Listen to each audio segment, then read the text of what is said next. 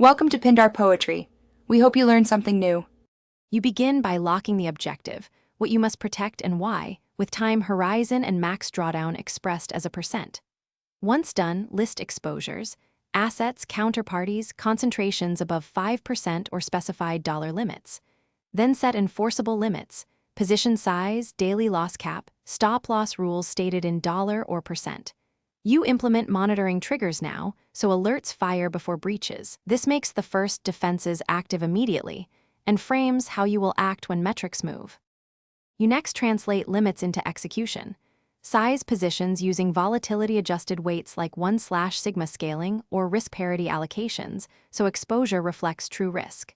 Make sure to implement hedges, options, futures, or correlation offsets, and weigh hedge cost versus protection. Once done, operationalize controls, automated alerts, pre-trade checks, and a clear escalation path with named owners. You test these systems in a dry run, observe latency and false positives, and refine thresholds to reduce nuisance triggers without losing safety.